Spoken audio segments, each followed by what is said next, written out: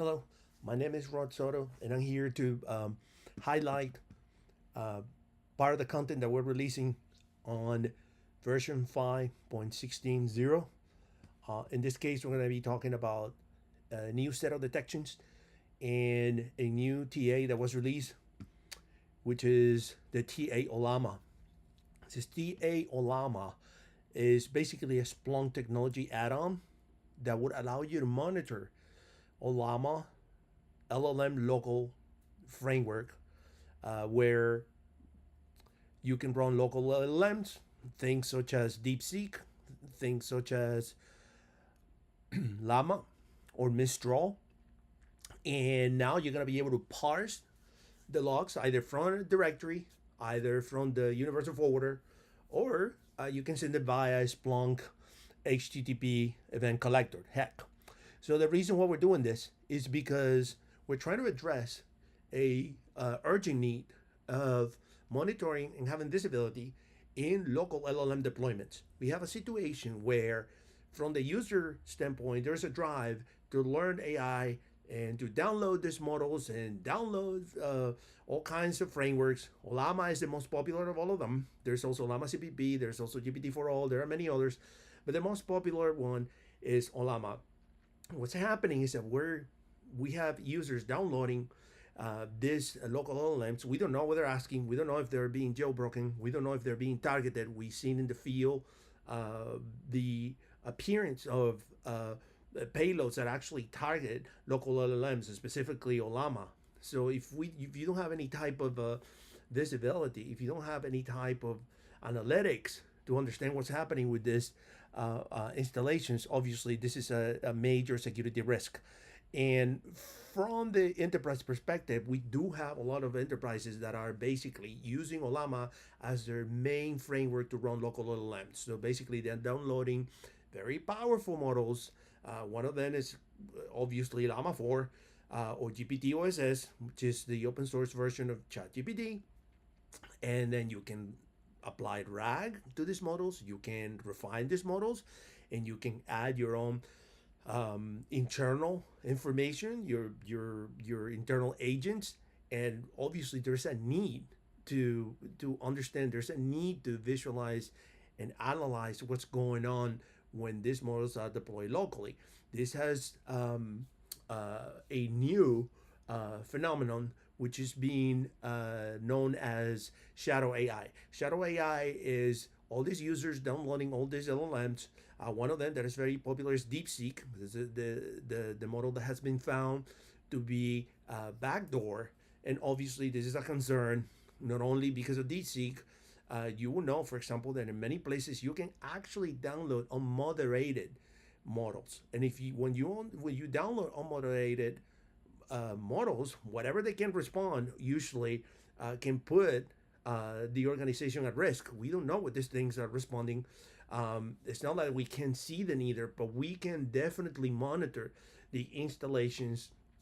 We can monitor the metadata of the connections, try to see if they're being attacked, try to see if they're being exhausted of their resources, or even if being targeted by malware. So with this, we're opening the door to basically provide our customers and our users of a way to monitor the usage of this very popular local LLM framework. So with that said, it's also important to clarify that we cannot see the content of the prompts. This is an industry decision. The industry has decided that a prompt and a response of a prompt is equivalent to a body of an email, and many vendors will not provide you the content of these prompts unless you have higher privileges or a special access, like is in the case of Microsoft, for example.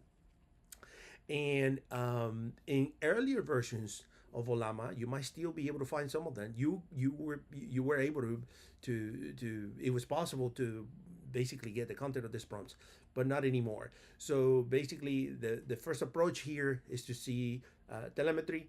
How are these connections going into the endpoints of Ollama? And for that, we actually crafted several detections. Let me show you 3 examples of it. The first one is abnormal network connectivity. What we're looking here is system messages that indicate that something is malfunctioning, like a problem with a connection, maybe a host that it's not supposed to connect to, is being blocked at the edge, maybe a network issue, or maybe a special or abnormal connectivity issues that may indicate that something is happening. It might be either an attack, it might be an overload of a model, it might be something that needs attention. And here's a quick detection to detect that. The second one is we're looking at the API connections. In this case, we're basically measuring the number of requests. I'd like to point out as well that this detections, obviously this is the first time, this is our first iteration of this TA. This is a new technology, it's an evolving technology, and many companies still need to see for the first time the data that they're receiving to then make decisions on what is normal and what is abnormal. And for that reason, it's important to understand that you may have to adjust these searches to accommodate to your patterns of usage. For some companies, a certain numbers of patterns might be normal, where for others it may be completely abnormal. And at least now you do have a way to measure this. So here's a third detection. In this detection, basically we're looking at possible attempts to either jailbreak or insert very large prompts that basically take a long time to respond. In this case, we're looking at 50 seconds or more. And usually that is an indicator of a very large prompt that is either overloading the model or is trying to basically jailbreak it. Jailbreak it means trying to persuade the model or to basically provide a response that otherwise it wouldn't give. So why is this important? It's important if you have these local models connected to agents, local agents, if you have these local models connected to proprietary information, intellectual property that you need to protect, it is important that this needs to be monitored. We have seen cases in the field where some of these agents had been hijacked, and as a result of that, they had disclosed sensitive information from enterprises. So this is something I know that we can not see yet at this moment, the content of the prompts for the reasons I explained before, but we can definitely tell if something is going on at time by the length of response of the prompt and by the extension of these responses, because obviously this might be an indicator that something is going on in the sense of what is being inputted into it. So here's another tool to detect it. And you will notice that there is some regex. The reason that there is some regex is our first iteration of this TA is still an evolving work, and this is an evolving technology.